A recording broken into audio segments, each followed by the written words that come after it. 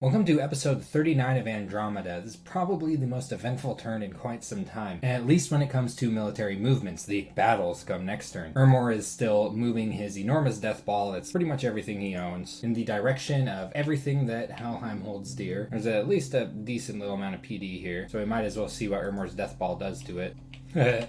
The nasty combination here of astral fires, star fires, bane fire, every kind of fire other than just normal fire. I'm sure if they got closer, I think he does have at least one thing scripted to cast magma eruption. So no dents in his death ball from, what is this, a stack of 20 PD right here. This is pretty funny right here. Helheim tried to move on to Urmor's capital. Now Helheim has knocked off the PD of this before, and since then Urmor has piled up a hefty amount of province defense onto it. He's also got a pontifex here as part of the province defense, which is pretty sweet. I think this is what forted provinces have as Urmor. H2 priest with F1. That is not a bad thing to have sitting around as PD, especially when your opponent's bringing undead. Now Helheim does have a couple of Van Heerses and a couple of Van Jarls here, and it looks like they're going to try and assist all of these undead with some thugging, but these undead are getting smoked by banishment, along with also the fact that these levies, Ascensai, and Rorari, these are actually all good units here. But I don't think Helheim was expecting quite this level of province defense on the capital, but it's what's here and he's got to deal with it now. Got 41 PD here, 147 units. They killed every single undead unit that Helheim brought. The only undead thing that got away was the Mountain King. And as this is PD, this just replenishes. This is still going to be here. That is just a minor obstacle for Helheim. And Land's End is just Vanyar raiding some province defense, and Urmor is just pinging Pantocrator's bounty, seeing what's there. Long Dead Horseman. No PD though, which I think was the gamble. Cornelius the Pontifex Maximus has appeared at the gates of your fortress. Check this out. This dude just wandering into Urmor's capital, like, what the heck's going on here? Watching it get thrashed by an army of mixed undead right as he walks in. There's nobody here, and the first thing that happens when he walks in is some disembodied voice demands that he turns all of the fire gems in the chambers into gold. This is a pretty sweet hero though, H3. It's a shame it's not chilling with the main army over here. Oh, he's got his owl quills in the treasury. And Urmor is going to move right on to Beatra. I do wonder what Helheim is going to do to respond to this. And Calum receiving earth and astral gems. Like, Calum's been sending Atlantis some water gems, and this is what Atlantis is sending back. Atlantis has sent him an unusual message that is a postscript showing that Atlantis intends to be generous toward Calum. Now it's strange that this is a postscript because where is the main message? Well, we're going to find out soon. Calum just hit Alteration 5. This is a standard goal for most nations. Lands you a decent number of buffs. Then he waddled up into Thaumaturgy just a little bit. Maybe he was thinking about teleport, and now he's headed for Conjuration 7. It wouldn't be hard for him at all with the mages he's got to cast Living Clouds or Living Earth, even Living Water at this point. Can help with his magic diversity a little bit with things like Mound Fiends as a powerful death mage. Ivy Kings are powerful nature mages. But I think he's thinking a little more long term, maybe getting up to the Spentas and the Devas. He actually summoned one of his Conjuration 6 national summons, Celestial Yazad. I think this is a good taste of how powerful these national spells are. Look at that, Water 4, Astral 2. So this is a massive break into water, and Calum's other national summons in this area do very similar things with other magic paths. And right of the way, he has it crafting a Robe of the Sea. This is a water boosting item, and he's casting it again right away, so we're going to see which Yazad he gets next. I think the one that I would want the most if I was in his position is the Earth Astral Nature one. So it wouldn't be bad having the F3 or the F4 one either, as at the moment he's lacking any kind of powerful nature. Doesn't have any on his Pretender, just a little bit of fire. This is the cross path for making Skulls of Fire though. So with an F3 mage, he can do a bit of climbing. Magic items, Rabbit Foot Charm. This is like something you could see on a keychain on a kid's backpack. It's like he gave it to his Pretender. Just twist fate. Pretty funny magic item. Not something that I see built very often. And Calum's scouts are being slaughtered absolutely everywhere they're peeking their heads into. I think they'd just be able to fly away. Now on Helheim's turn, we are seeing where that message that was meant for Calum went from Atlantis. It went right to Helheim. The quote-unquote fiend in this message here is referring to Helheim. But Atlantis is mostly talking about warring against Henom right now. Maybe forming a coalition against Henom. Unfortunately, one of the relevant parties is not getting this message. This is something that I bet Helheim is happy to see. Helheim did just reach Evocation 5, so he'll now have Storm online, as well as Shadow Blast and Earthquake. Now, we know about the Armorian battles. What's new here are the Russian ones. This is the army that has been giving Helheim some trouble in the territory that he has recently conquered from Urmor. But it's basically just a bunch of bears. But they're sacred bears. They regenerate. They're gross. And Helheim did a bit of a poke this turn. Got a Vanyarl over with a Dancing Trident, Stone Bird, and Dragon Helmet. Rating against just a minor amount of PD. Check out what it's casting. Got Air Shield, Mist Form, Blesses Itself, Holy Avenger, Avenger, and then moves in, looks like an attack rear order. Nope, pretty simple and effective. Alright, so Helheim has to do something about Russ, as he's just moving around his territory unopposed. What is Helheim gonna do? Well, something along the lines of this. Raiding party made up of long dead horsemen, running up in here into Eladar. First Van Jarl's continuing to move. Another Van Jarl thug, another Van Jarl thug, and just some Ictiids moving into Welrid from Ramir. I'm wondering how shocking this is going to be to Russ when he sees it, especially considering that he's dealing with a huge mountain of giants over on the other side of his territory. That being said, these bears are still a problem. Helheim does have a decently sized army in the region. He's actually moving it onto Ermor's capital right now. Pretty big pile of Hellhirdings, as well as a row of Vanheers, Van Jarls, and Hellcarls. So maybe capable of standing up against all these bears. This over here, at least at the present moment, is a larger problem though. He's not patrolling anything on Beetra here. He only has 10 PD. I think he's just gonna let Ermor knock the PD off of this, and then maybe we'll see what happens. He has a pretty big army on his capital. Or as I was saying, I don't see people make rabbit foot charms very often. Look at this. He's making them right now with his sage. That's funny. I guess he wants the twist fate. I wonder if it's for a specific unit or if he's gonna start massing these for thugs. Now, Russ has a lot on his plate, though he doesn't quite know how much is about to get slapped on there by the lunch lady next turn. Ermor is letting Russ know that, yeah, sure enough, Ermor's headed right to Helheim's capital and is letting Russ know that Ermor's basically out of the game. Atlantis has come to Russ with a diplomatic mission, giving him one of every kind of gem and an ice mist scimitar. And Atlantis is talking about doing a triple alliance against Hino. That is Atlantis, Russ, and Calum. So I'm not sure if Calum is in the loop here. There's like a gift. The Fothian, a blade of deep silver plucked from the cold depths of the Utterdeep, and crusted on the hilt a gem of every color. Because that's what the gems is. Oh my gosh. For those of you that like role-playing, Atlantis' messages are really cool and you should read them. But these videos would get pretty long if I read all of these out. So we know about the Helheim battles. What's fresh on this turn are the Hinnom ones. Right here is an example of Call of the Winds functioning against light amount of PD. Blackhawks coming down, ripping everything out. PD's trying to route, but the birds are in the way. There's a problem with all flyers. Just let them run and you'll take less attrition on your flying units. But that's not what flyers want to do. They'll sit there and peck their eyeballs out and take larger losses. And here's an example of these Blackhawks not working, which can happen sometimes. They're not the most reliable of units. So Russ is routed, and all these little birds pretty shortly afterward get routed as well. But the big hawk comes down and starts tearing at these little dudes. Knocks out the first one, and the second one, heroically and in vengeance of his buddy, spears that big ass bird and takes the victory. Now in general, this will take 6 PD, but not always. What the heck's going on here? Melkart versus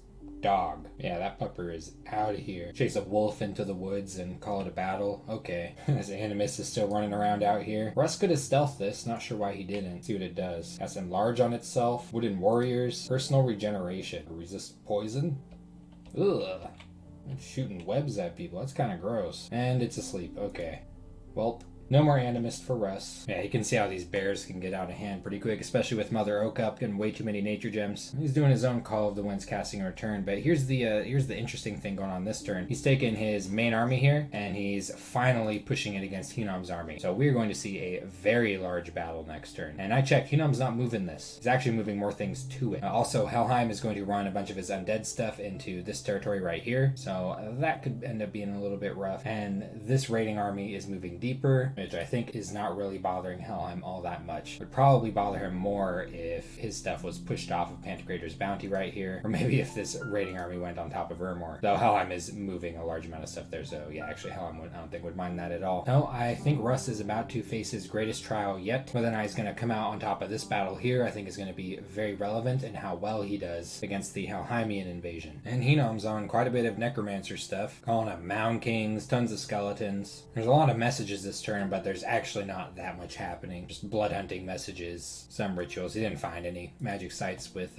these spells right here. Patrol reports, things like that. But he did find a massive amount of fire gems, which is pretty sweet. Oh, even more fire gems. Dang. So I actually didn't notice this right away, but down here at Silver Grove, Hinnom's been making very good use of the independents here, recruiting Jade Sorceresses to help with his magic diversity. These are excellent independent mages. Some of my favorites, actually. They always have this water nature cross path. Not that expensive. And then they have a 25% of a fourth random. A couple of these are just more water in nature. That's nice. And you can also get a little bit of death, a little bit of earth. This is all really important stuff. The fact that it is at 25% actually makes these randoms reliable if you spam these. And their research is good enough to spam them a little bit. Their upkeep hurts a little bit because they're not sacred. But if you really need that path diversity and you don't have an easier way, this is it. Now, Hinam, of course, doesn't have any need for a lot of these randoms, though Water 2 might not be terrible, as he does not have a whole lot of water magic access at the moment. Looks like he's also been recruiting a decent amount of Jade Maidens. These are sacreds. They're decent. If you've got a good Bless, they're actually really awesome. I prefer these to the Pegasus Riders, mainly having to do with the fact that they have twice the attack density. You can see these Pegasus Riders are size 4, so in fact, when it comes to, in general, I'm disappointed in how these perform when I do recruit them. These things have better protection, and they're not quite as exposed with their flying orders the way that Pegasus Riders are, though I suppose you could use these as archers that also happen to be pretty hardy Bless melee units when it comes down to it. So Hinam might actually have a pretty decent army going on down here fairly soon. He's got the Crystal Sorceress factory pumping down here too, but pretty soon here he might be attacked by Atlantis, so it's going to be a new trial for him. So he's in fact keeping this army here. There's going to be a very big fight next turn. This is what he's fielding, and he's bringing a little bit more. He's got some fire random Amis coming down who have fire in a jar. This creates a temporary fire gem used in battle. He's got a decent number of these actually moving in to summon big old fire elementals. And he's also got some astral random Amis coming in to act as communion slaves. What they're acting as communion slaves for, dang, even more fire randoms, is this. He managed to get some Boots of the Messenger onto his Crystal Sorceress. A really good foresight here, having this ready. And she's going to come down, cast Communion Master, Power of the Spheres, and then Fog Warriors. So this army is going to be significantly strengthened by having this spell cast on it right before this large battle. He's also got this Nature army holding a Thistle Mace coming down, ready to cast Mass Protection. This will at the very least barkskin all of his units. A little bit spooky paired with some of his other tactics due to the fire susceptibility, but he does have Narek here who's going to spam Flame Ward, so hopefully that will cancel it out on most of his units. Keep in mind these are giants, so these area of effect spells like this aren't quite as efficient as with smaller units. But yeah, he's casting Flaming Arrows and summoning a bunch of fire elementals, so having barkskin on his units is a little bit spooky. All these fire random Amis are way out in front though, so the fire elemental should be the first thing hitting the bears as they come up. This looks real nasty right here. This is going to be a pretty fun battle to watch. Now it's turn 40 and we still haven't seen Hinam's Pretender. Should be coming soon. Pretty sure it's just going to be a rock though. Little slab of stone with air, earth, and astral. And Atlantis has received a message from Urmor. Pretty much the same message that he sent to Russ. He is out of here, but he's headed for Helheim's capital. Really is just commenting on the unusual way sieging works in this game. 6 castle wall integrity and our castle holds. A band of quote-unquote robbers has had all their stuff stolen from them in the Deadlands. And Atlantis has breached the last fort that Rilya has now, and he's storming the castle next turn. This is likely the last time we'll be seeing Rilya's flag anywhere on the map. Other than that, not too much going on. Supposedly he's talking about invading Hinam, but most of his movements are off in this area right here. I guess we'll have to wait and see what his true intentions are. Maybe he's telling lies? I don't know. And Rilya knows he's done, letting everyone know it next turn, sending a little